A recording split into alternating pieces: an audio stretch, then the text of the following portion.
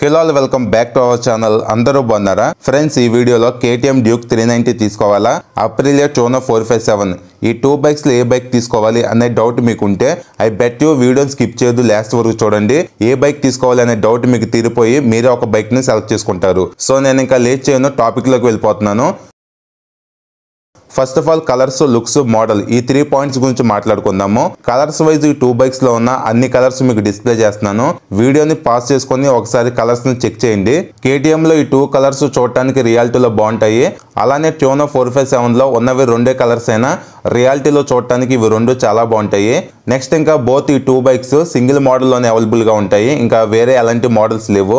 Final గా looks గురించి మాట్లాడుకుంటే రియాలిటీలో లుకింగ్ వైజ్ ఐ క్యాచీగా, షార్పీగా డ్యూక్ 390 అయితే బాగుంటుంది చూడటానికి. అలా అని చెప్పి టోనో 457 అసలు బాగలేదని నేను చెప్పట్లేదు, కానీ బట్ ఈ వీడియోలో మనం కంపారిజన్ చేస్తున్నాం కాబట్టి రియాలిటీలో ఐ క్యాచ్గా షార్పీ డిజైన్తో డ్యూక్ 390 చూడడానికి అట్రాక్టివ్గా ఉంది. బట్ ఈ 2 బైక్స్ను రియాలిటీలో చూసినప్పుడు మంచి స్పోర్టియర్ ఫీల్స్ ఉంటాయి. సో ఇది ఓవరాల్గా మీకు అర్థమైంది అనుకుంటున్నాను కలర్స్, లుక్స్, మోడల్స్ గురించి. నెక్స్ట్ టైర్స్ డిపార్ట్మెంట్ గురించి మాట్లాడుకుంటే డ్యూక్లోను టోనోలోను ఫ్రంట్లో 110 section 17 inch tyre, back side 150 section 17 inch tyre ఉంటుంది. బోత్ 2 బైక్స్లో రేడియల్ టైర్స్ని ప్రొవైడ్ చేస్తున్నారు. సో కార్నరింగ్స్ చేసేటప్పుడు అలానే హై స్పీడ్స్లో వెళ్ళేటప్పుడు మంచి రోడ్ గ్రిప్ ఈ 2 బైక్స్లో ఉంటుంది. సో టైర్స్ డిపార్ట్మెంట్లో ఈ 2 బైక్స్ ఈక్వల్గానే ఉన్నాయి. నెక్స్ట్ లైటింగ్ డిపార్ట్మెంట్ గురించి మాట్లాడుకుంటే బోత్ ఈ 2 బైక్స్లో ఆల్ LED లైటింగ్ సెటప్ని యూజ్ చేశారు. కానీ టోనోలో మైనస్ ఏంటంటే ఇన్బిల్ట్గా హజర్ లైట్స్ లేవు. అదే డ్యూక్ 390లో ఇన్బిల్ట్గా హజర్ లైట్స్ ఉన్నాయి. సో ఇదొకటే అనమాట చేంజ్. రిమైనింగ్ మొత్తం లైటింగ్ వైజ్ 2 బైక్స్ సేమే ఉంటాయి, ఇంకా ఎలాంటి చేంజ్ లేదు. నెక్స్ట్ కన్సోల్ డిపార్ట్మెంట్ గురించి మాట్లాడుకుంటే బోత్ ఈ 2 బైక్స్లో fully digital colour TFT console ఇచ్చారు. Bluetooth connectivity, navigation, music controls ఇలాంటి స్మార్ట్ కనెక్టివిటీ ఫీచర్స్ కూడా ఉన్నాయి. అలానే కన్సోల్ విజిబిలిటీ, యానిమేషన్స్ కూడా రియాలిటీలో చూడటానికి బాగుంటాయి. సో ఈ 2 కన్సోల్స్లో మనకి డైలీ లైఫ్లో కావాల్సిన దానికంటే ఎక్కువ ఫీచర్స్ ఉంటాయి. ఓవరాల్గా ఈ కన్సోల్ డిపార్ట్మెంట్లో ఈ 2 బైక్స్ ఈక్వల్గానే ఉన్నాయి. నెక్స్ట్ సస్పెన్షన్ డిపార్ట్మెంట్ గురించి మాట్లాడితే డ్యూక్ 390లో ఫ్రంట్లో 43mm USD ఫోక్స్ ఉన్నాయి, back side offset monoshock ఉంది. అదే టోనో 457లో ఫ్రంట్లో 41mm USD ఫోక్స్ ఉన్నాయి, బ్యాక్ సైడ్ నార్మల్ మోనోషాక్ ఉంది. సో టోనోతో కంపేర్ చేసుకుంటే డ్యూక్ 390లోనే సస్పెన్షన్ అనేది కొంచెం బెటర్గా ఉంది.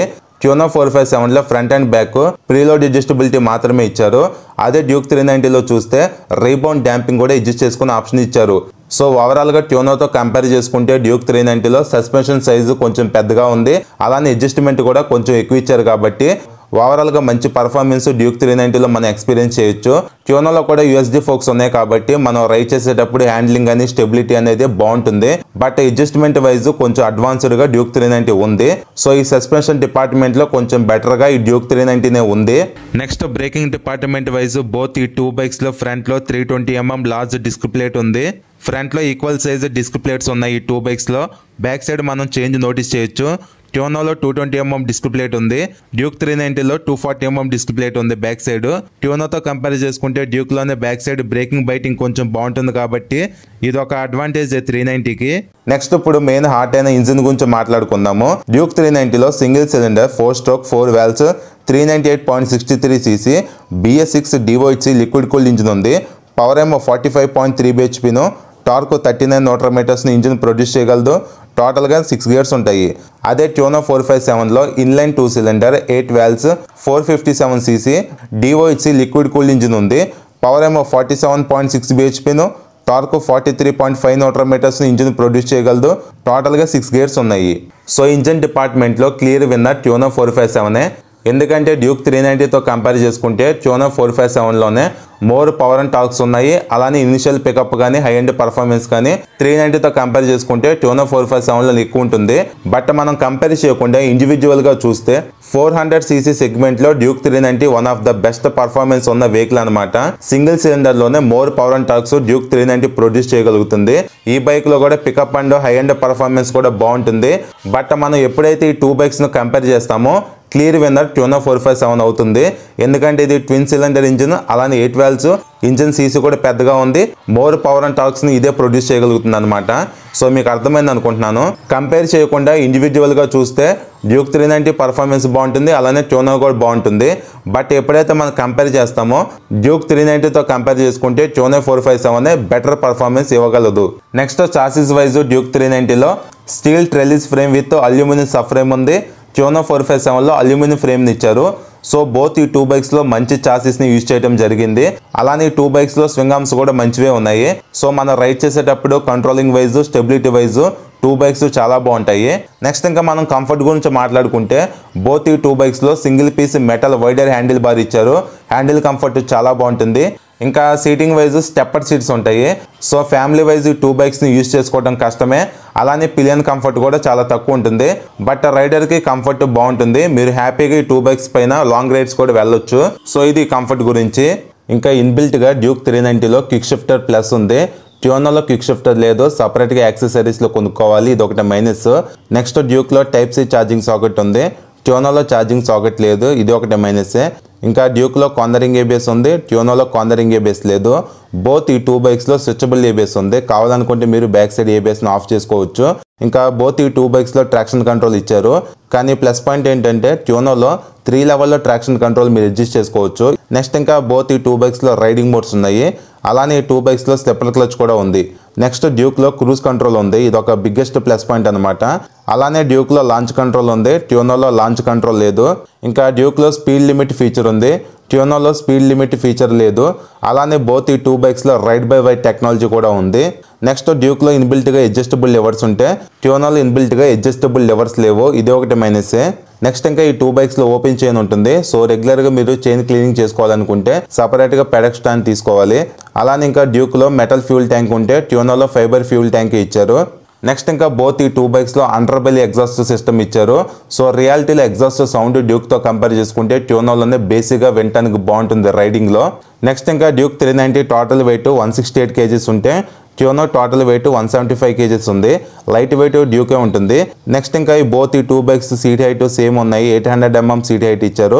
Next Duke 390 ground clearance 183 mm ఉంటే ట్యూనో గ్రౌండ్ క్లియరెన్స్ 150 mm ఉంది. సో చాలా తక్కువ ఉంది ట్యూనోలో ground clearance.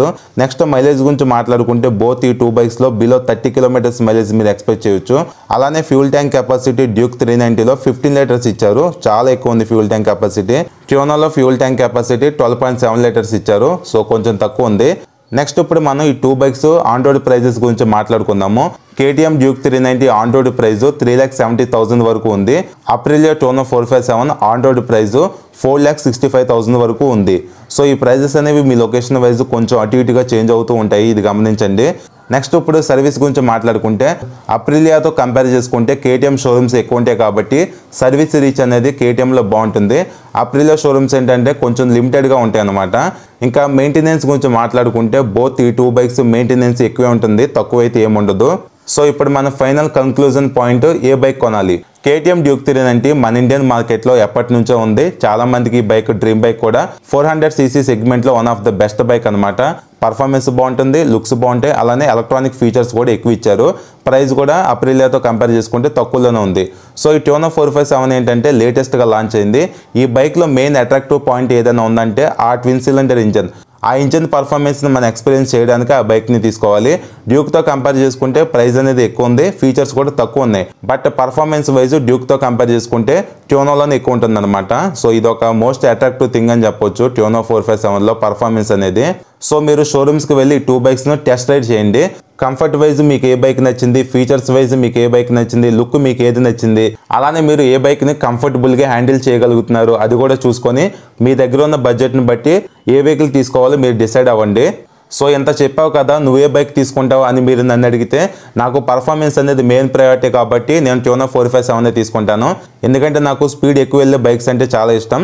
So single సిలిండర్తో compare చేసుకుంటే ట్విన్ సిలిండరే పర్ఫార్మెన్స్ బాగుంటుంది కాబట్టి నేను ట్యూనోని సెలెక్ట్ చేసుకుంటాను. సో నేను ఫీచర్స్ కంటే పర్ఫార్మెన్స్కి ఎక్కువ ప్రయారిటీ ఇస్తాను కాబట్టి ట్యూనో 457 సెలెక్ట్ చేసుకుంటాను. సో ఈ విధంగా మీరు మీ దగ్గర ఉన్న బడ్జెట్ని బట్టి మీకు డైలీ లైఫ్లో ఏ బైక్ సెట్ అవుతుందో మీకే తెలుస్తుంది కాబట్టి ఒకదాన్ని సెలెక్ట్ చేసుకోండి. 2 మంచి బైక్సే. సో ఓవరాల్గా మీకు ఈ వీడియో నచ్చింది అనుకుంటున్నాను. నా ఎక్స్ప్లెనేషన్, నా ఎఫర్ట్స్ మీకు నచ్చితే వీడియోని లైక్ చేసి ఛానల్ సబ్స్క్రైబ్ చేయండి. Thank you.